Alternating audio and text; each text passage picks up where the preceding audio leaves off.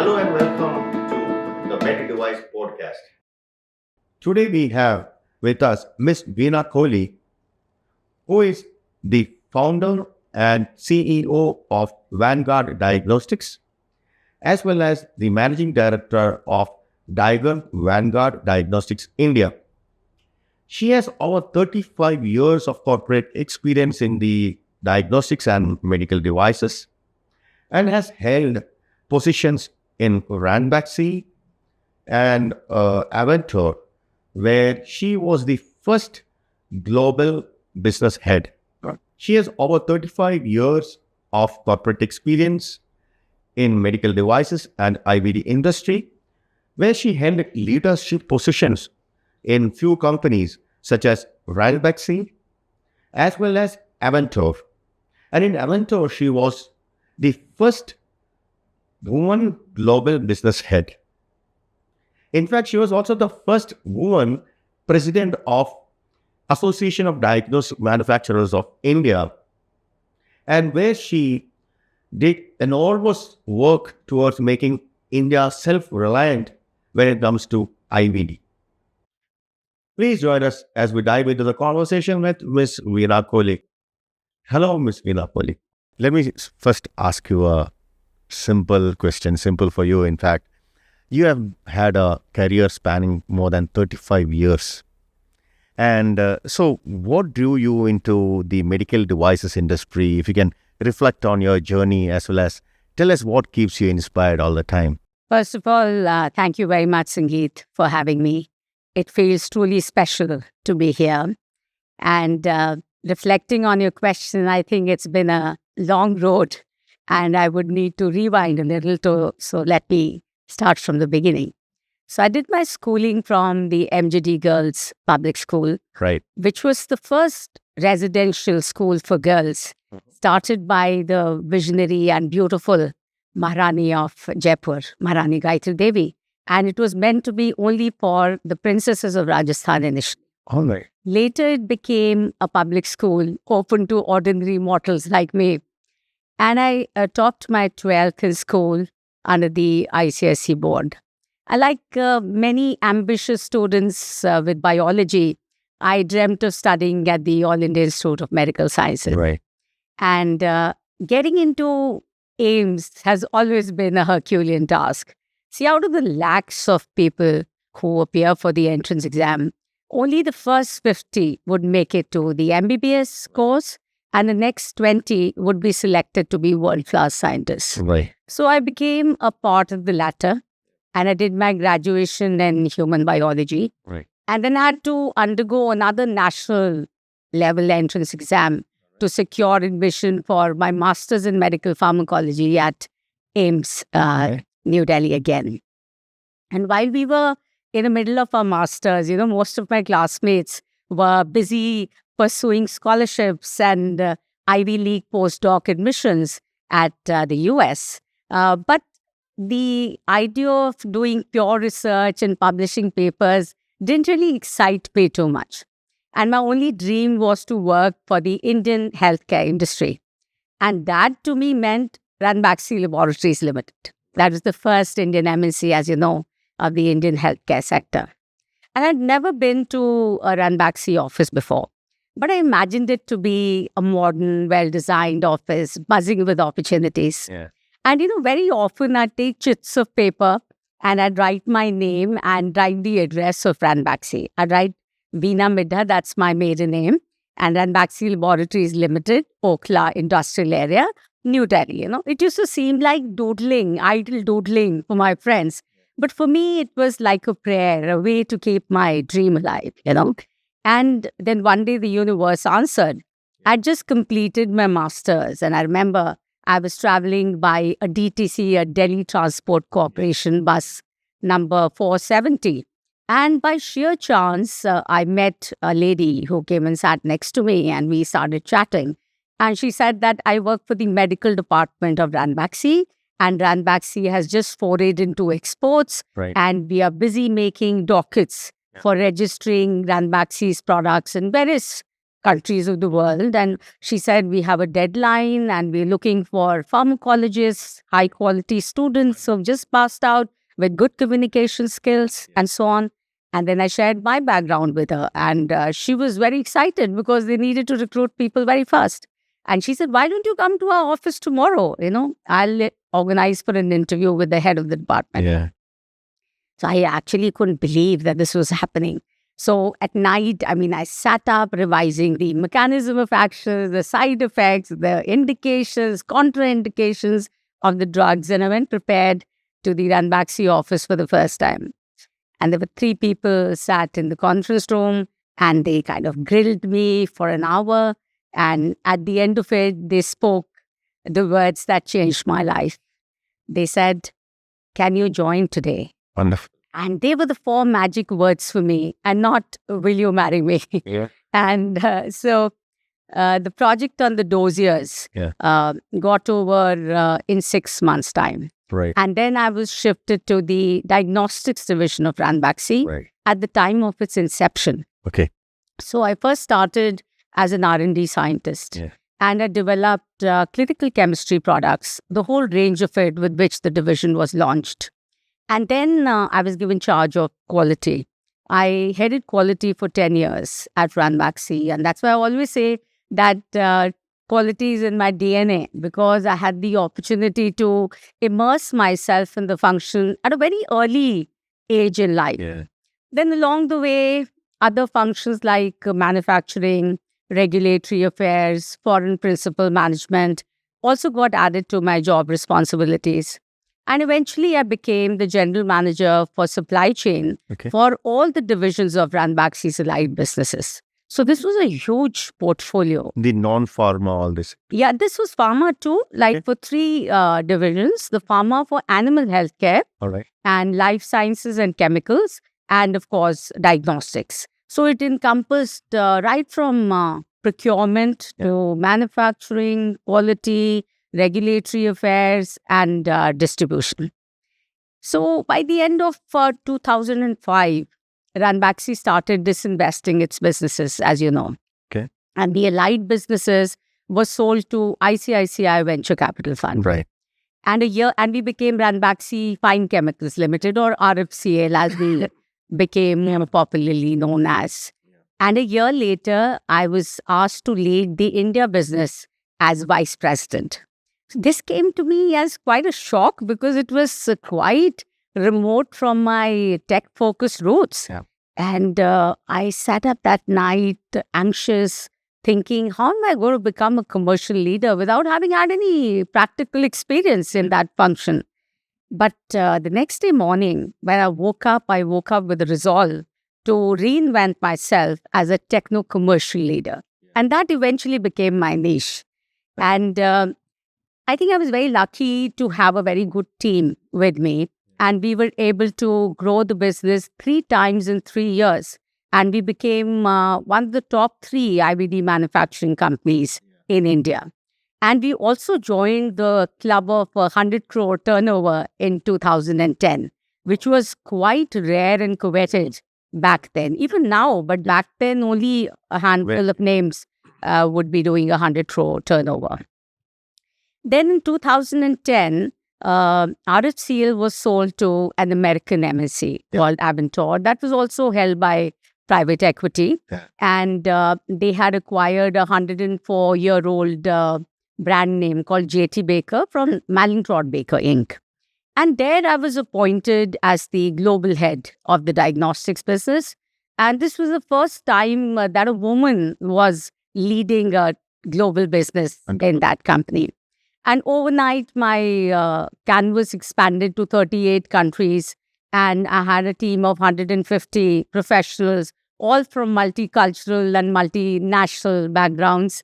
And a typical day for me would consist of at least 10 calls to different regions of the world, starting with the team at Southeast Asia, gliding into India.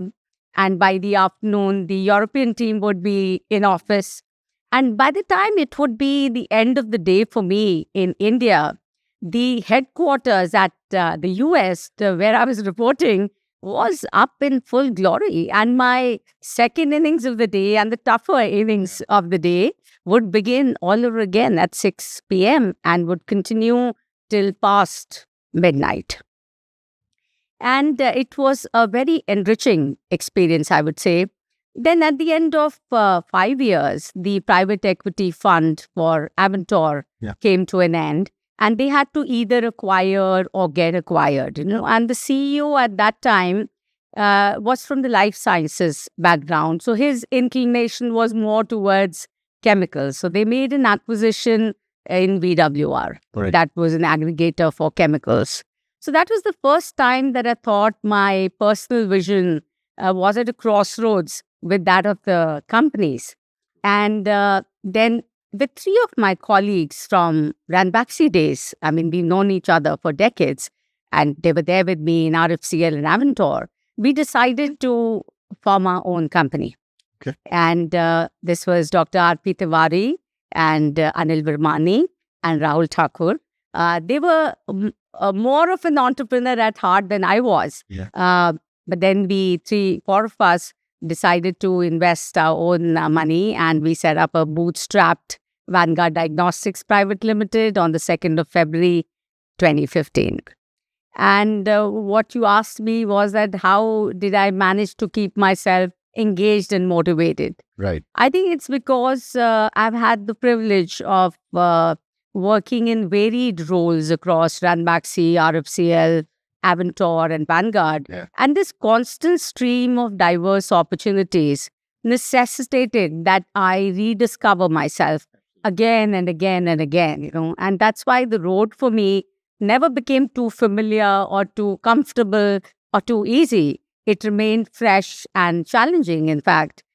And of course, one simple truth at the bottom of it all is that I love what I do. And healthcare and diagnostics are my true calling in life. And my passion for this field pushes me to stay updated and relevant. Wonderful. Inspirational. The move from scientist to commercial and then to entrepreneur. Yeah. And when you said you wrote on those slips, Ranbaxy, and that came true, like universe conspired. But did you write on any slip about your being leadership position? Not at that stage, I would say.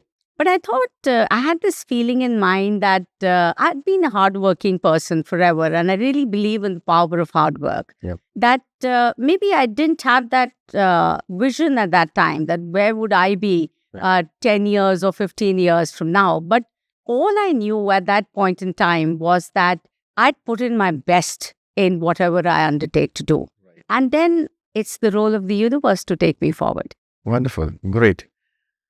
So as an alumnus of AIIMS Delhi and having held leadership positions across Ranbaxy and Aventor, what have been your pivotal leadership lessons? Sangeet, I have lived my life on the basis of 7 core beliefs. And the first of them happens to be the premise of a best-selling novel that all of us have read, The Alchemist by Paulo Coelho. Right. Which says that if you really want something and are willing to work towards it, the entire universe will connive to make it happen for you. And the second belief that I have is that the early years of our career are our greatest classroom. That's why during the early parts of our careers, we should never let go of an opportunity to learn something new, develop a new skill set, gain knowledge, because these are the lessons that will form the foundation for what is to follow. Yeah. The third belief is that the harder you work, the luckier you get. If there is a person who's working more than anybody else in the company, luck is bound to notice, and so is the boss bound to notice. Yeah. And the next one would be, I'd say, that step-by-step growth leads to stable and steady success. So it helps you keep your feet firmly on the ground, and then you can take sure-footed steps upwards. Okay. And the fifth one would be never say never. Life has its own script, and it might be more interesting and rewarding than your own. So be open to it. And the sixth one I feel is that everything happens for a reason. I feel I became an entrepreneur because the universe wanted me to do something for the industry and for the country. And being an entrepreneur afforded me the flexibility, Right. the time, the choice to do things that I wanted to do beyond chasing targets in the corporate world. And the last one, I think that's the most profound for me, that the most essential raw materials for building your dreams and for ensuring that they come true are tenacity, initiative, and perseverance. TIP, I call it the tip for success. Okay. This is TIP. Yes. And Interesting. I feel that even if one was to, go forward to achieve a seemingly insurmountable task Right. with total commitment and resolve and determination, some unseen force will intervene to make it happen for you. Yeah. Hard work is rewarded by the universe in ways that it's difficult to imagine. Wonderful. Great. So can you describe me your leadership style in something like 3 phrases or words? Well, I would say leadership for me is all about leading by example. If you want your team to follow, then you must be prepared to go through the Agni Pariksha yourself. Yeah. You have to demonstrate twice as much dedication and effort Yeah. than what you expect from Yeah. others. And the second one would be hard work is non-negotiable for a leader. Yes. A leader cannot cut corners. And you have to put your absolute best in every task. It's because I believe that hard work, once created, like energy, cannot be destroyed. Yeah. It gets transformed into wisdom, into confidence, and that takes you closer to your goals.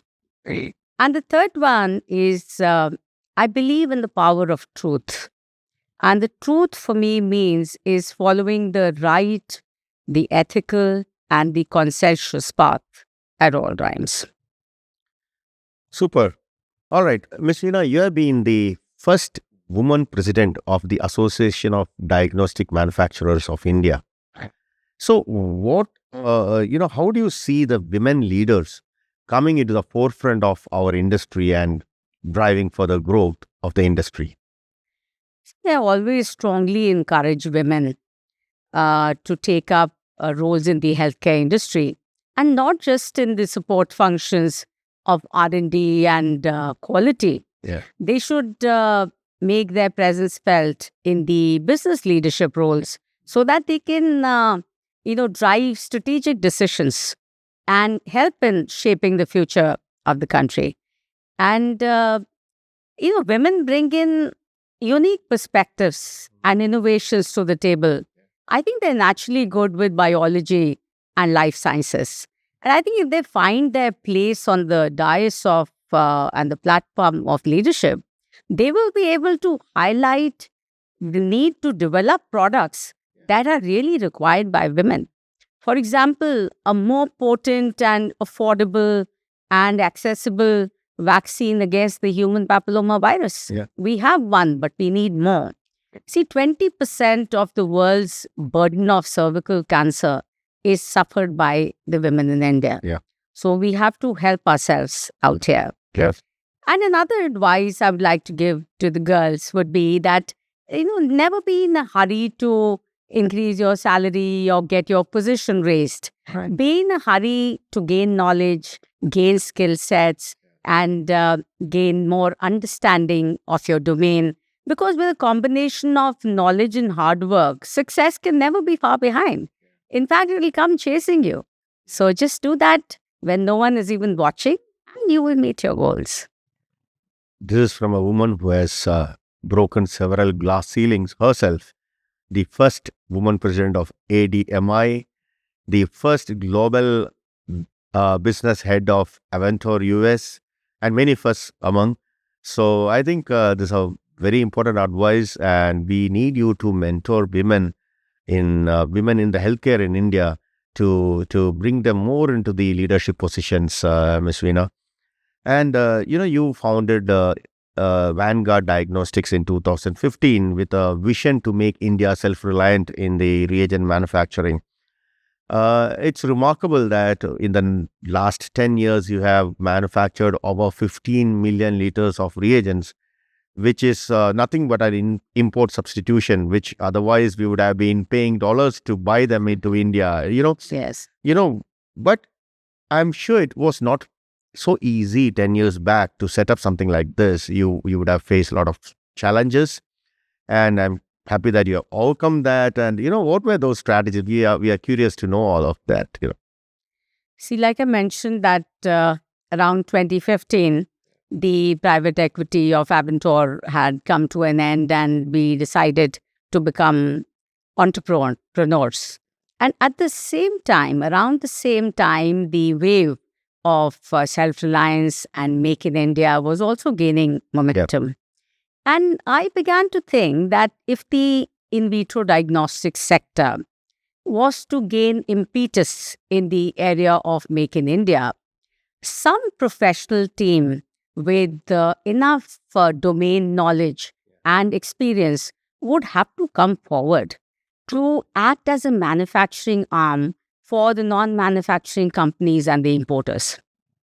See, when we started, Sangeet, there were about 100 players in the market. And a significant 70% of them were importers. Right. 15% were manufacturers. I mean, they were also importing OEM reagents from abroad and refilling and labeling, as you know. And the remaining 15% were the MNCs that had their sales and marketing operations in India, but they didn't have manufacturing or R&D. So again, virtually, they are also importers. Their Indian unit is importing. Exactly. So at that point in time, the importers were rife with dissatisfaction. Yeah. Because, see, a majority of them were importing from China in US dollars.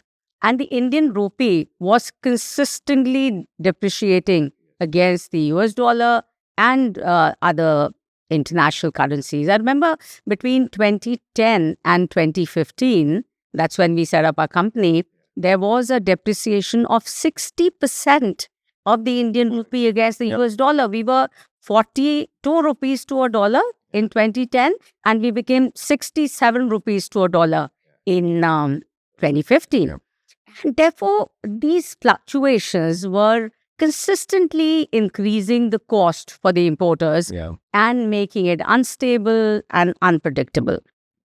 In addition to that, they had to take import licenses from the CDSCO, and that required time, effort, and money. Yeah. And at that time, the licenses had to be renewed in 3 years' time. Now, of course, under the MDR, they are in perpetuity, but earlier they were not.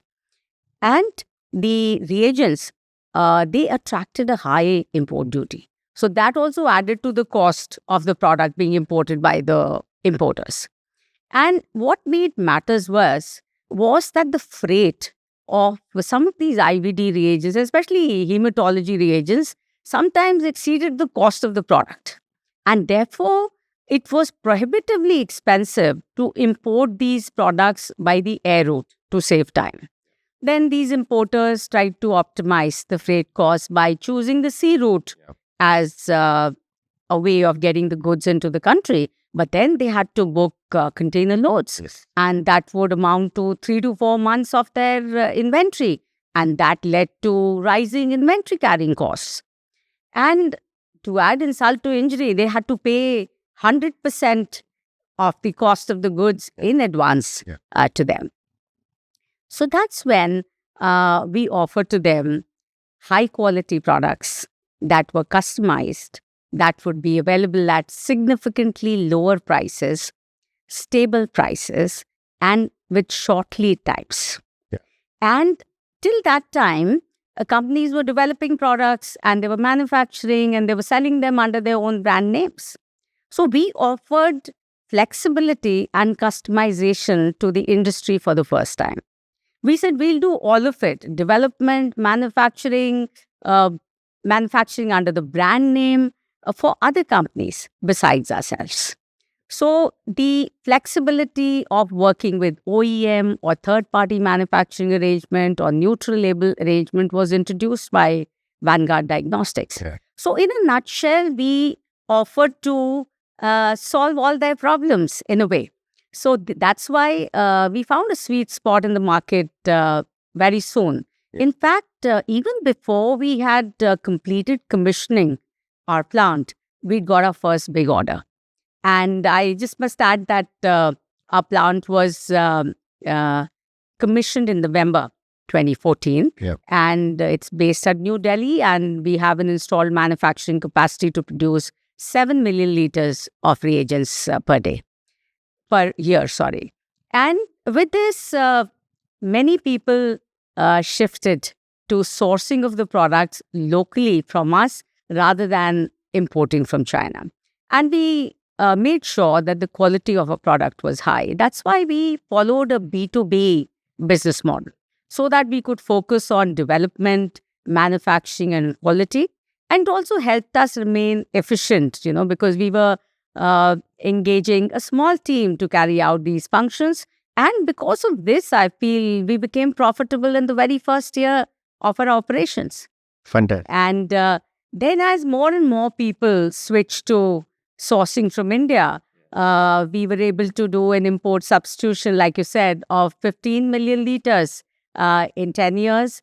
And in November 2019, I got the Best Woman Entrepreneur Award from Dun & Bradstreet, which was given to me by the Minister of State for MNCs at that time. Super. And we became the first, and we still are the only CDMO, contract development and manufacturing organization in the Indian IVD sector till today.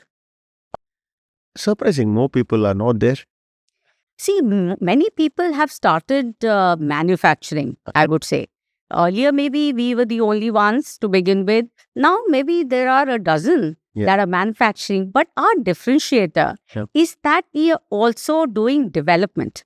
For that, you need an R&D team, you need domain knowledge, you need experience, you need a professional team. So everybody cannot do customization, development. So we say, when we should be just two types of compatible reagents, but for just two models of Mindray and Sysmex. And today, I think we have compatible reagents for 30 models, almost all the types of models that are available in the world.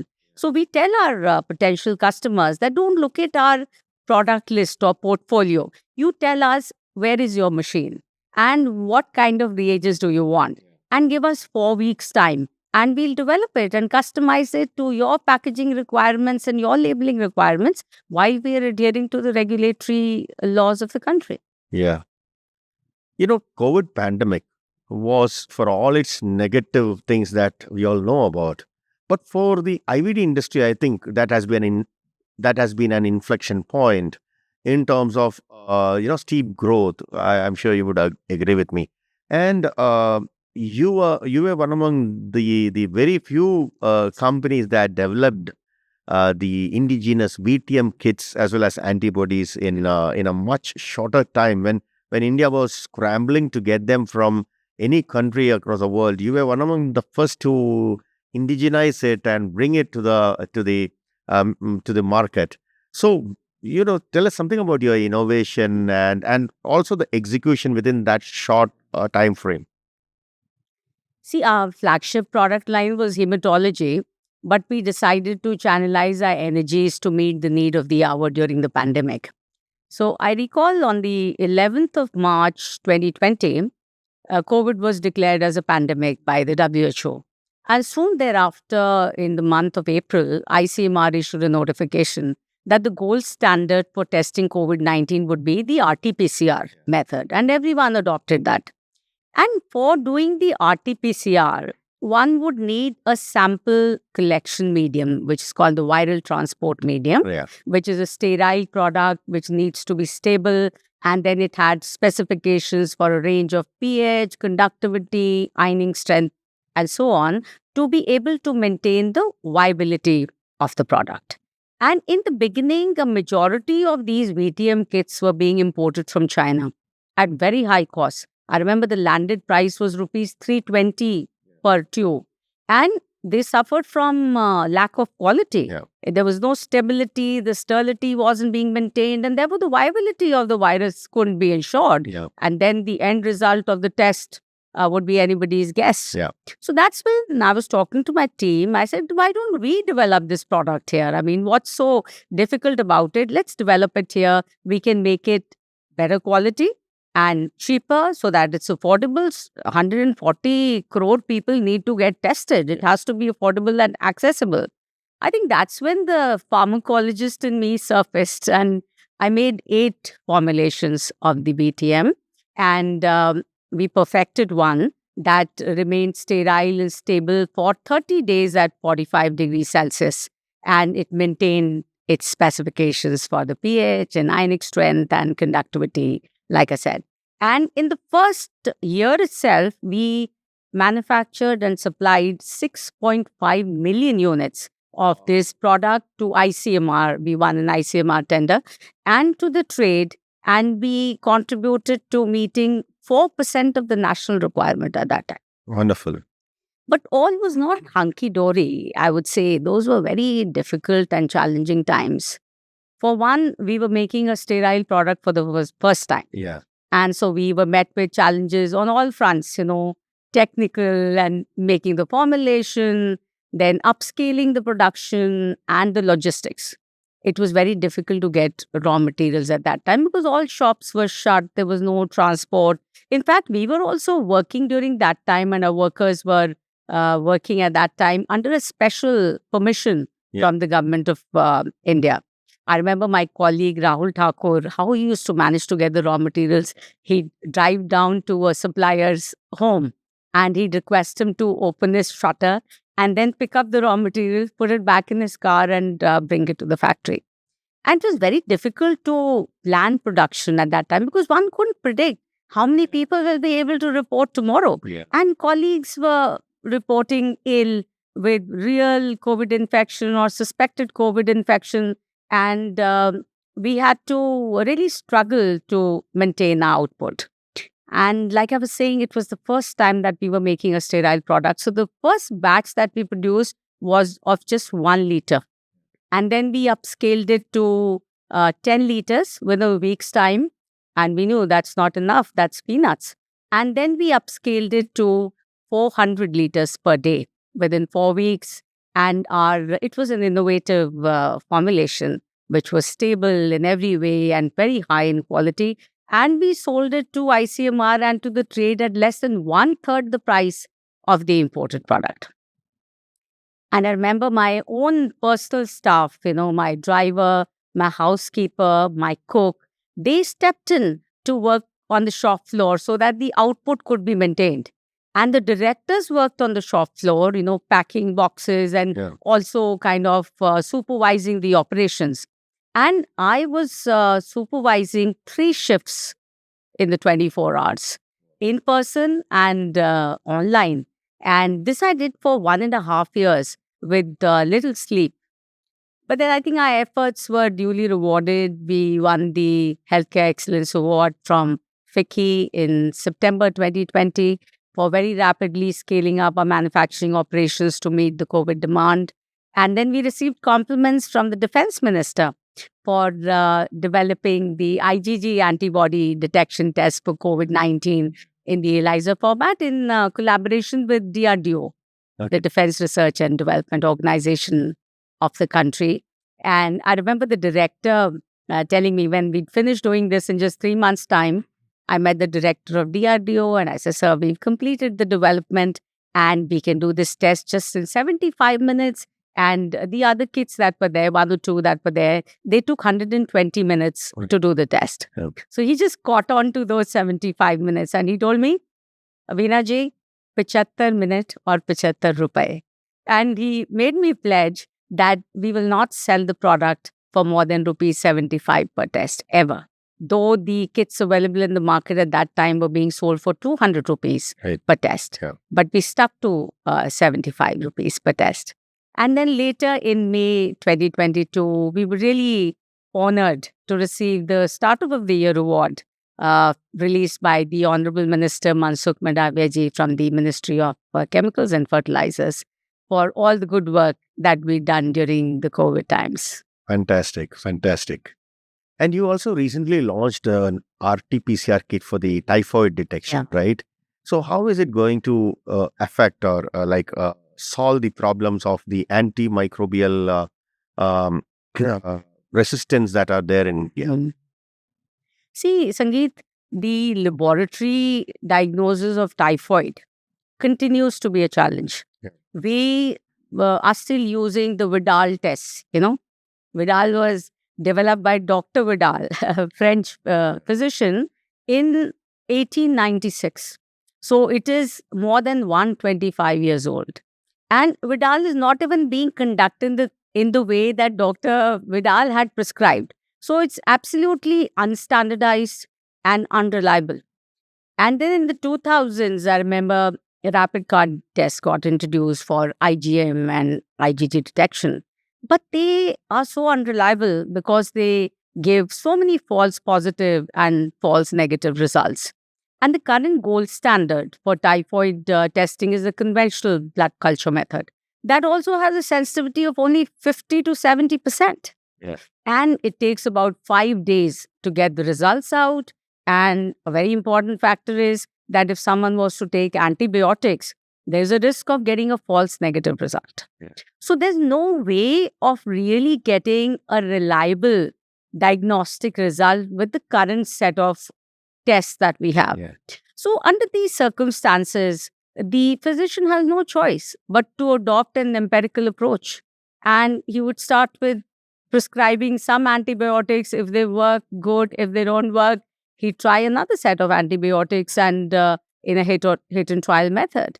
And this would definitely lead to overuse, misuse of antibiotics, Yes. which is the reason why antimicrobial resistance has become such a public health concern in India.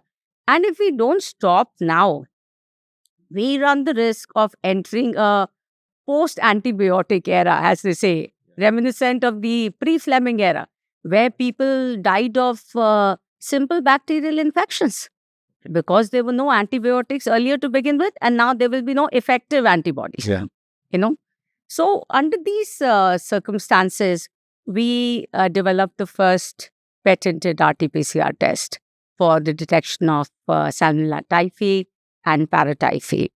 And the story began with the CMC paper.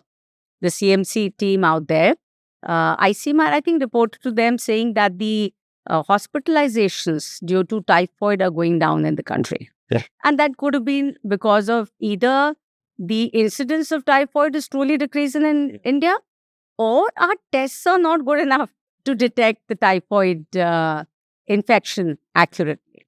So the CMC team at Vellore, they conducted multi-centric trials. I think that ran over 2 to 3 years to establish the burden of typhoid fever and paratyphoid fever in our country. And they published this in the New England Journal of Medicine in April 2023. And they said that there are 14 million cases of typhoid reported every year across the globe. And 50% of this burden is borne by Indians. So we have 7 million cases of typhoid every year, and there are 120,000 deaths that occur. So it was a big burden, and we had to find a solution to it. So we tied up with the Graphic Error University, and we developed this patented test, which has a very high sensitivity and specificity, and it gives results in less than 2 hours. And the most important thing is that since in this we are studying or amplifying the DNA, even if the patient has taken an antibiotic, the result will not be affected. Now, when this solution would be available, the physician would have the choice and the advantage of getting a definitive diagnosis and start his treatment not just on clinical suspicion, but on a definitive test result. And then he would institute and prescribe the most effective antibiotic that is required for Salmonella typhi and paratyphi, and that would eventually reduce the risk of antimicrobial resistance. And this is an open kit, which you can any piece. You need a RT-PCR machine, but it's not a closed system. Yeah. You don't have to invest in the machine. So any lab, and there are more than 5,000 labs in the country now that have an RT-PCR machine. So it could be an open RT-PCR machine, Yeah. could be Biorad, Thermo Fisher, Agilent, High Media, any. And our product can be used on that machine. Okay. Wonderful. Now, I have a few questions based on your initiatives in shaping the public policy. My first question is about your efforts in the crafting the revised public procurement order of 2021, and you were part of that. And I believe that's been a watershed moment for the industry. So if you can elaborate a bit on that. Yeah, I think 16th of February, it was 2021. And it truly was a watershed moment for the Indian IVD industry when the Department of Pharma released the revised public procurement order. Okay. And the revised public procurement order stated that there are 135 IVD parameters that have sufficient manufacturing capacity, sufficient competition, and a local content of more than 50%, thus qualifying all the three prerequisites of the public procurement order. Okay. And this revised PPO mandated that the sourcing of these 135 parameters must necessarily be done through domestic suppliers in public procurement. And this revised public procurement order is compelling MNCs today to come to India to tie up with existing manufacturers through loan licensing arrangements or setting up their own manufacturing facilities to be able to become eligible in government tenders for the supply of these 135 parameters. Yeah. So this revised public procurement order, I think, is a result of 3 years of relentless and perseverant working. I was fortunate and privileged to be at the helm of affairs at ADMI for this mission at that time. I started in 2018, and I first prepared a list of parameters for which there were more than 3 licensed manufacturers in the country. Okay. And that list added up to 135 parameters. Then the second stage, I collated the manufacturing capacities for all the 135 parameters in a format. Thirdly, I calculated the local content of each one of these products. Yeah.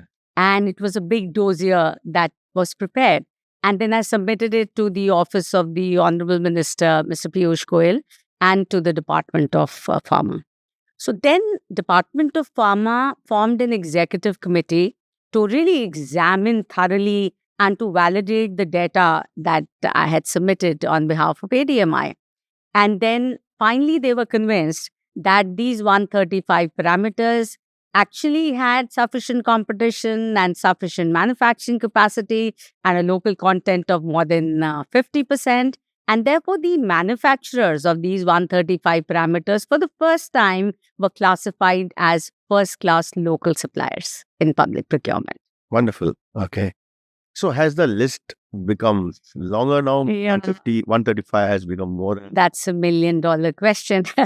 And I was saying this to the new ADMI management team. I said it's been 4.5 years since this public procurement order was released. And so many new manufacturers have come in. And Sangeet, there were 60 licensed manufacturers before COVID. And recently I was at the India MedTech Expo, and senior officials from the DCGI said that now there are 400 licenses that have been issued to Indian manufacturers. So you can imagine so many more products are being developed and manufactured. So there may be many more products that would be able to qualify for the revised public procurement order. And the original list of 135 maybe should become 200. Yeah. And that's what we need to work towards. And I would urge ADMI to work harder on this and get us a list of 200 products. Yeah.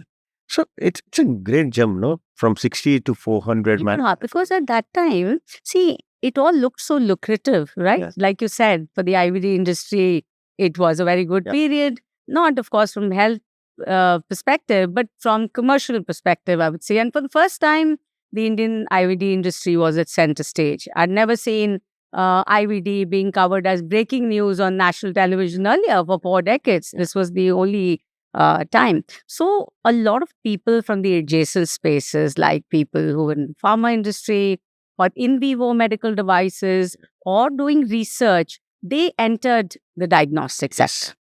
And many of them were fly by night and they just made their profits on some of these products that were required for COVID-19 detection. But I'm sure many have stayed back. Yes. And I had a list in 2022 when Rajya Sabha Standing Committee and Lok Sabha Standing Committee had asked me to submit my report and recommendations on the impact of COVID and what should be done to do Make in India, what should be the regulatory guidelines, and how should we promote our brand, etc. At that time, I remember I had reported, after checking with the CDSCO, a number of 180. So there was a 3 times rise even at that time, from 60 pre-COVID to immediately after COVID was 180. Yeah. But now I hear there are 400. Great, great. And you are also the convener for the Bureau of Indian Standards for the IVD subgroup, right? And I believe you spearheaded this initiative of putting through the world's first, what do you call it, vertical standards for IVD. So can you please elaborate on that? See, there were very few horizontal standards and no vertical standards for IVD anywhere in the world. And I just say a horizontal standard is like a generic standard. It's a broad guideline which is applicable across industries, and a vertical standard is more specific to a sector. For example, the ISO 9000 standard is applicable across industries and organizations, whereas ISO 13485 is more specific to IVD and medical devices. And similarly, there can be vertical standards for products, which provide details of the requirements of a product, specifying guidelines for achieving accuracy, sensitivity, specificity, calibration, validation methods, setting a benchmark for quality, and aligning the product with the regulatory requirements so that people are able to design their products with high quality, safety, and something that be internationally accepted. The situation in our country was, why you think it was a breakthrough, is global companies, they have deep pockets, and they have the resources, the infrastructure, the technical manpower to make their own designs and make their own standards for making instruments and other products. In India, a majority of the IVD companies are MSMEs. They're small to medium-sized companies. And they don't have the infrastructure, resources, or a technical manpower good enough to design products that would be safe and of high quality and accepted technically across the globe. So that's when we felt that the IVD industry requires these guidelines and these technical, let's say, know-hows from the Bureau of Indian Standards along with the industry so that there could be a hand-holding provided to the MSMEs, and they would also be in a position to start designing their products in the right manner. So it shouldn't be that they started designing the product, spent 3 years on it, spent money on it, and at the end of it, they found that it was not aligned or compliant with the regulatory requirements of the country. So it was like a guideline, a step-by-step guideline to provide a level playing field to the MSME companies so that at least the technical part of it could be provided to them free of cost so that they could start. And that for IVD instruments, the IVD industry is more than 80% import dependent even till now. So we prioritized on making vertical standards for instruments. All right. So we made for fully automated clinical chemistry analyzer, 3-part hematology analyzer, 5-part hematology analyzer, ELISA reader, washer, processor, chemiluminescence immunoassay system. So I think that was very essential to give that little bit of impetus, hand-holding and guidelines to the MSME. And these standards have now been published. And we're very proud always to say that India is the first country to develop vertical standards for IVD products. And I hope this will motivate the MSME companies in the country to start designing their products and designing their instruments that would be accepted for quality and safety. Wonderful. On a related note, is there a monitoring mechanism for this? Yes, there is a news from BIS. I get a video from BIS update every day. Of course, many of those episodes are not relevant, but some of them are. And they give us an update on which all standards have been published. Because these standards, developing a standard, the basic premise is consensus. You cannot force the standards onto the industry. You have to develop consensus. So I remember when I was the convener, I used to sit with 25 people in the room, and there were MNCs who were against India developing IVD standards. Right. Because they wanted their own differentiation and they wanted their edge. But to be able to successfully launch these standards, one had to develop consensus. So then I used to, put forth a proposal, take everyone's inputs, consensus. If they were absolutely against a particular point, I would modify that so that it would become acceptable both to the MNCs and to the Indian IVD companies. And then we move forward one by one, And the progress on the standards is also available on the BIS website. How much time it took you to? I think I was the convener for 3.5 years. And I had a team of people. I had chosen people who were instrument manufacturers in the country, 5 of them. So I think together then we made these standards, which were well accepted, and then now they are published. So BIS and the Indian IVD industry became the first ones to do so. Super. So proud of you.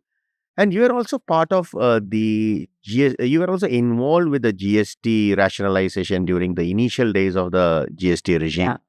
So, and we are at the cusp of a new GST reforms. And so, how do you see the new reforms affecting our industry? I think the revised GST rates that have been released recently bring good news across the spectrum of products. So, the GST for IVD reagents and kits under the HSN code 3822 have been revised from 12% to 5%, and more significantly for instruments under HSN code 9027 have been revised from 18% to 5%. So in a nutshell, what it conveys is that the IVD tests in the country will become more affordable.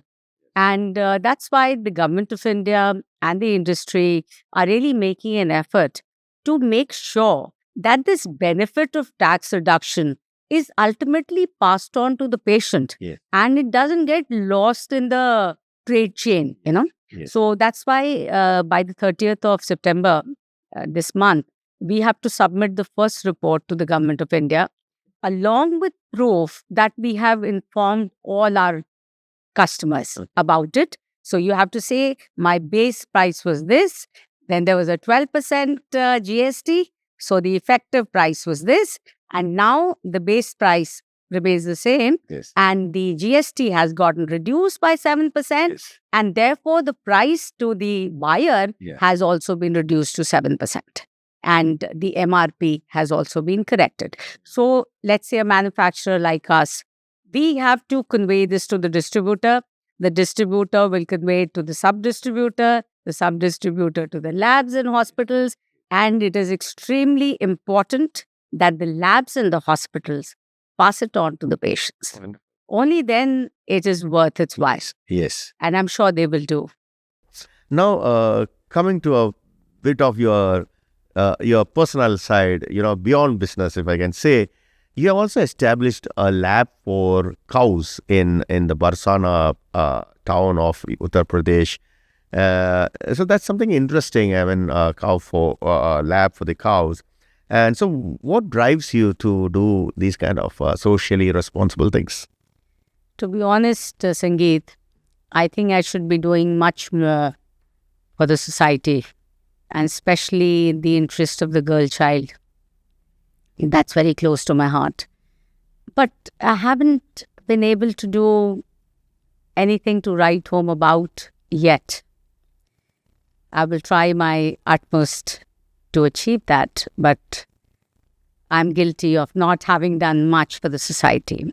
As far as the lab for the homeless cows at Barsana are concerned, we'd initially gone there with a consultancy proposal on the request of a doctor friend from the US who's passionately involved with the Goshala. Okay. So when I presented the proposal, the Babaji out there, he said, he asked me a simple but profound question. He said that when you teach your children or when you make them do their homework or help them expand their knowledge, how much money do you charge? So I replied, I said, of course, I don't charge anything.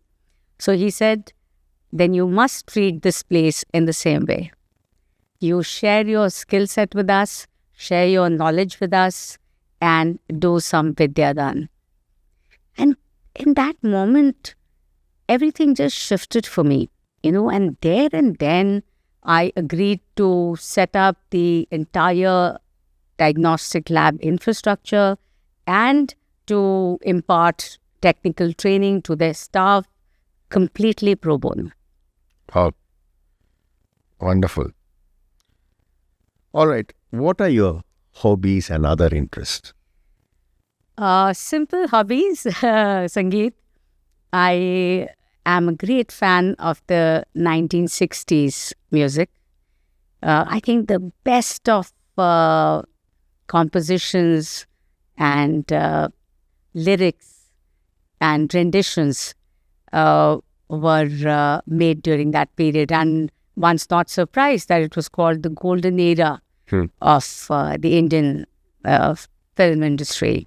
And of course, Muhammad Rafi can still make me cry if I listen to some of his old songs. And I also watch Bollywood very regularly. And Shah Rukh Khan is my favorite. Interesting, yeah. Also because, not because he's a great actor. Yeah. I think he's very progressive and he respects women. And it comes through in his conversations, in his actions, in his disposition, and that I like very much. Well, I'm also, one secret I'm sharing with you, that I'm going to enroll myself soon for some singing classes, because two wishes I had that, everyone should be able to sing. Yes. And everyone should be able to fly. So singing is, I think, possible. Someone told me that you can practice and become perfect Yes. at 4 or 5 compositions. Yeah. And then you can sing it amongst your friends or family. So that's what I'm going to begin soon. So you're going to begin a Hindustani. No, it'll all be the regular filmy music. Yeah. Okay. Wonderful. Great. And so my last question for the day is, looking back at your achievements, what would be your proudest achievement, being in the corporate setup that you started with, and through your entrepreneurial journey, through your initiatives in the public policy building, as well as personal, across the board, what could be your proudest achievement? I think in the corporate setup, I would choose being the first woman global head of the American MNC. The entrepreneurial achievement that I'm proud of would be receiving the Startup of the Year award for all the work that was done during COVID from the Government of India. Policy, driving a policy decision, of course, you must have guessed it. It's the release of the revised public procurement order. Yeah. And on the personal front, without a shadow of a doubt, it'll be marrying my husband, Rajneesh. He's the wind beneath my wings, along with my 2 beautiful children, Sid and Ria. And one advice that I forgot to give to the aspiring women leaders, and I would say that now, is that above all, the most important thing is please take your time to choose your life partner. Someone who believes in your dreams and someone who would help you achieve them. Wonderful. Wonderful. Miss Veena Kohli, it has been great to have you here today, and we, had a discussion across multiple topics of interest, and we learned quite a lot from you. Thank you so much, and looking forward to have you again for one of the future podcasts. Likewise, Sangeet, thank you very much for having me once again. And it felt truly special, and it's a very meaningful space to share and reflect. Thank you very much indeed. All right, dear viewers, that was Miss Veena Kohli. We have had a great conversation related to her journey, her entrepreneurial journey, about her 10 commandments for the industry, her other insights about how to take the Indian IVD industry to the global scale. I'm sure you enjoyed the conversation, and it has been quite insightful, Miss Veena, and thank you so much. And viewers, if you have any specific comments, please do type it into the comment box, and also reach out to her on the LinkedIn. Thank you so much for watching. We'll meet you again soon through one more interesting podcast. Bye for now.